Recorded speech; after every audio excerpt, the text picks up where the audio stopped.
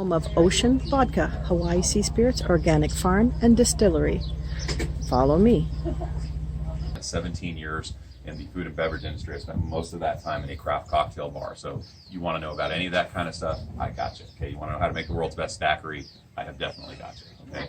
Now, if you start asking me questions about the nitrogen retention of our soil and the parts per million of dissolved solids in our water, I don't have, yeah. And I don't think that's our cure. Okay. Well, you know, using this water source, it's a deep ocean mineral water, okay? So I'm talking about this on the tour last week. Comes up with the idea for creating Ocean Vodka. We're literally making vodka from organic sugarcane and doing it in a way that supports the local community, operates with environmental responsibility, and at the same time, he uses it as a platform for raising awareness around ocean conservation.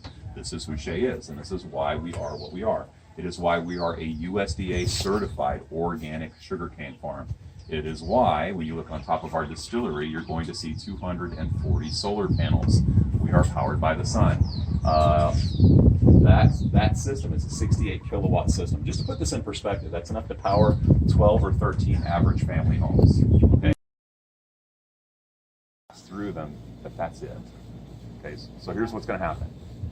In the case of our vodka, we're going to take our sugarcane spirit and we're going to pump it all the way up to the top of that 60-foot column. It's going to come cascading down that column via the spillways, and at the same time, we're going to send pressurized steam up through the bottom of that column.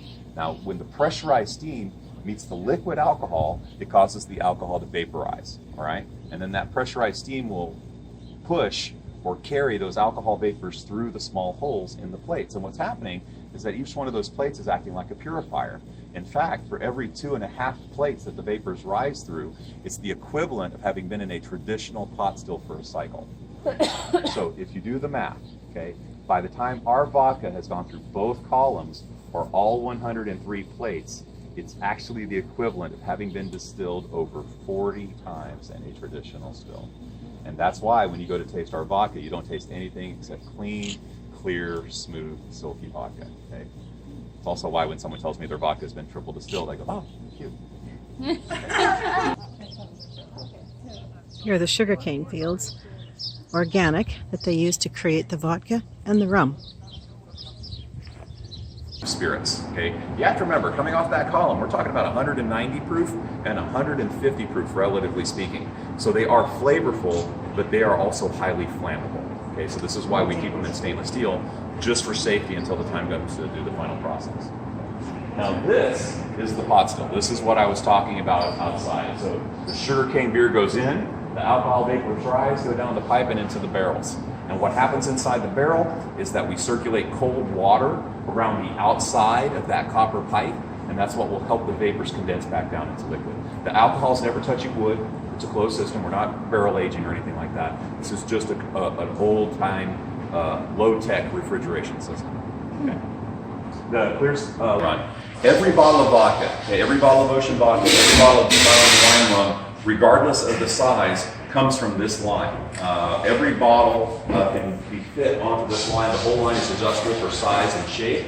That process takes about 2 hours, and then once that's done, we can produce anywhere between 5,000 and 10,000 bottles in a single 8-hour shift, just depending on what size bottle. I know. Yet another reason. Yet another reason why I don't have a wife. Okay. All right. So now the very first sip we're going to take with this vodka is what I like to call a wake-up sip. Chances are this is the first straight vodka you've had today. Well, you're on vacation. I'm not judging. Okay. What I'm doing is diluting the alcohol. Okay. That's what it is. All right. And what happens is by diluting the alcohol, you actually can taste a little bit more because, well, think of it like food, right? You take a bite out of a chili pepper, and then you take a bite out of anything else, you can't really taste anything else, right? Because the heat of the chili kind of overwhelms your taste buds. Well, it's the same thing with alcohol. That sensation of warmth gets in our way of ability to taste flavor. So we add water, retain the warmth, we taste more. Okay? This is why a Scotch drinker or a bourbon drinker will put an ice cube or a couple drops of water in their whiskey. Okay?